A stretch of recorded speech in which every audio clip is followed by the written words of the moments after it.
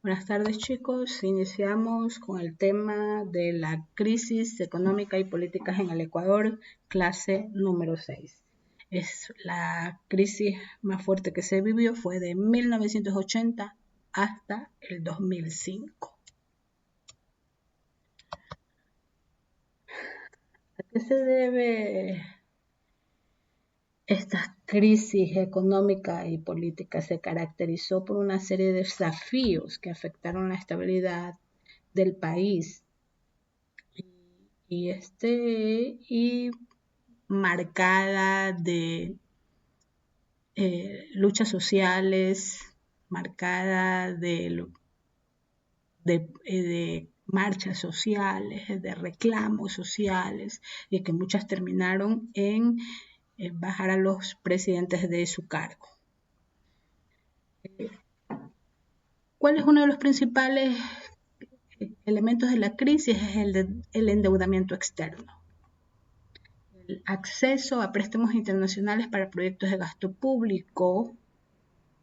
Eso está, el mismo país debe de tener una buena gestión y evitar hacer préstamos, porque eso, obviamente, los intereses van hundiendo a los estados. Crisis de la deuda latinoamericana, alza de interés y caída del petróleo. Gran parte del presupuesto destinado al pago de deuda. Políticas de ajustes estructural del FMI o del Banco Mundial. Recorte de gastos y privatizaciones y consecuencias. ¿Cuáles son? Pobreza, desempleo, inestabilidad. Antes de 1980 el Ecuador estuvo gobernado por una junta militar. Esta junta militar era una dictadura, pero era una dictadura progresista. Dentro de esta dictadura progresista viene el boom del petróleo. Y gracias al boom del petróleo, entonces es que la situación mejora y por eso se convierte en una dictadura progresista, porque había dinero para invertir. Pero luego que el Ecuador regresa a la democracia y termina la dictadura progresista, es cuando comienzan otra vez a resurgir los problemas.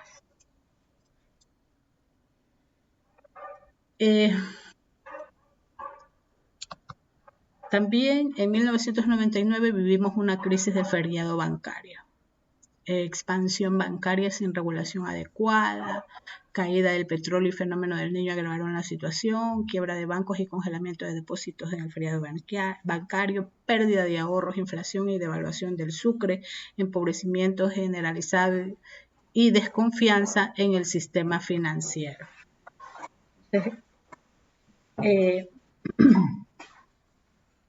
En 1982, el gobierno de Osvaldo Hurtado implementó una devaluación monetaria que se convirtió en una herramienta clave para gestionar la crisis económica. Sin embargo, esto también generó inflación y redujo el poder adquisitivo de la población. Y eso es precisamente la inflación, ¿no? Cuando el dinero pierde valor. Entonces, hoy día yo puedo comprar, qué sé yo, una refrigeradora en $300, pero voy la próxima semana y esa misma refrigeradora ya no vale 300, vale 350. Entonces, ¿eso qué significa? Que hay una inflación y que el dinero está perdiendo su valor adquisitivo. Sin embargo, luego que de Osvaldo Hurtado toma la presidencia el gobierno de León Febres Cordero y Rodrigo Borja. Ellos tratan de implementar políticas de ajustes recomendadas por el Fondo Monetario Internacional para reducir el déficit fiscal y estabilizar la economía. Sin embargo, hay un porcentaje muy alto que cuando se siguen las recetas del FMI lo que hace es que los pueblos se empobrezcan, porque el FMI, ¿qué es lo que hace? Que ellos quieren asegurar su pago y no les importa si los hospitales, las escuelas o el servicio público esté desabastecido. Lo que a ellos les interesa es tener su cuota pagada, ¿no? Entonces ya en el año 2000 se decide adoptar nomás la dolarización durante el gobierno de Yamil MAGWAT. ¿Cuál fue el objetivo? Estabilizar precios, frenar inflación, recuperar la confianza. Los beneficios eran estabilidad macroeconómica y las desventajas pérdida de soberanía monetaria, y marcó un cambio definitivo en la economía ecuatoriana. No sé por qué se debió eso, porque el sucre estaba perdiendo demasiado valor frente al dólar. Entonces el sucre era una moneda que casi ya no tenía valor, entonces ellos decidieron adoptar la dolarización. Esto trajo muchos problemas porque hubo un feriado bancario donde durante una semana los bancos estuvieron cerrados, se clausuraron bancos, se creó igual la devaluación monetaria antes del dólar, creó también grande inflación que al igualarlo al dólar, creó una brecha donde ciertos banqueros o empresarios se hicieron muy ricos, sobre todo los que tenían la información de que ya se iba a adquirir la dolarización. Entonces estas personas lo que hicieron fue adquirir dólares antes de que se ejecute o de que se adapte realmente la dolarización. Estos también generaron cambios políticos como influencia del FMI, que jugó un papel importantísimo en estas gestiones de la crisis económica y que hizo un gobierno neoliberal, es lo que estamos viviendo actualmente. Un gobierno neoliberal es el gobierno que sigue las recetas del FMI, que empobrece al pueblo. Hubo un cambio en el régimen del desarrollo, la crisis marcó el fin del régimen del desarrollo basado con la industrialización dirigida por el Estado y el comienzo de un nuevo régimen basado en la liberación económica y la apertura comercial que lo permite hacer el dólar. Eso es lo que se intentó,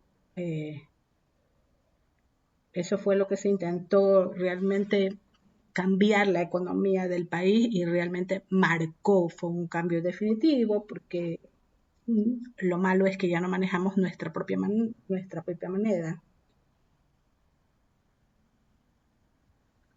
Ya no manejamos nuestra propia moneda. Y eso también genera otras cosas, ¿no? ¿Verdad? Quita independencia en otros aspectos.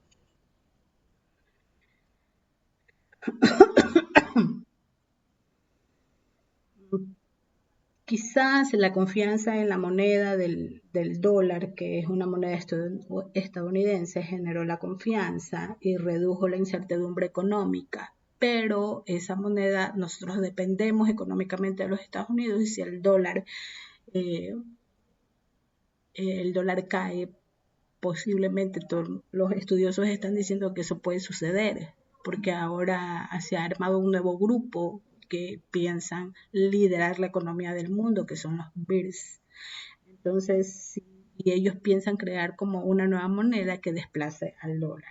Hay los países que están dolarizados, como es Ecuador y Panamá, entonces pueden tener dificultades económicas.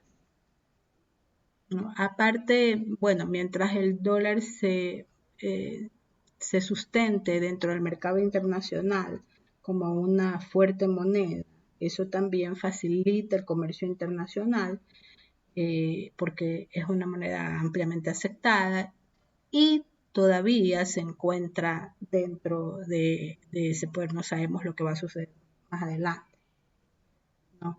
Sin embargo, esto también da ciertas limitaciones para responder a shocks económicos. La dolarización limita la capacidad del gobierno ecuatoriano para responder a estos shocks económicos, ya que no puede imprimir dinero para financiar sus gastos.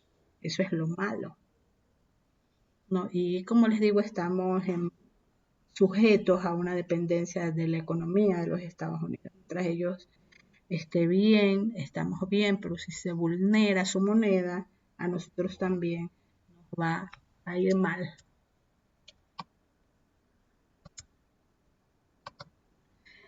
Todas estas situaciones que se dieron hasta el año 2000, que fue la dolarización, trajeron otras consecuencias sociales, como la migración masiva que se dio en los años 90. La crisis de 1999 a 2000 impulsó salida de miles de ecuatorianos. Los destinos principales fueron España, Italia y Estados Unidos. Las remesas se convirtieron en fuente clave de ingreso y el efecto social fueron familias divididas y dependencia de las remesas. Hubo el caso de que había muchas abuelitas que se habían hecho cargo de los nietos y no podían llamarles la atención, los chicos tenían muchos problemas psicológicos, eso fue lo malo, ¿no?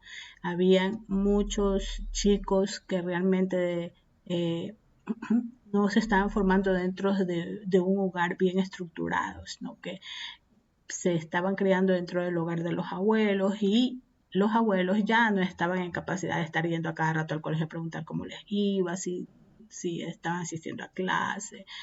Eso creó problemas, los chicos se unieron en pandillas, se crearon nuevas pandillas. Las pandillas también utilizaron esta oportunidad, era un caldo de cultivo también para las pandillas, ¿verdad? Y hubieron este tipo de problemas, sobre todo de las familias divididas y los hogares desestructurados. La crisis política que hubo desde 1996 a 2005 era la inestabilidad presidencial. Eso era lo más grave, no había estabilidad política.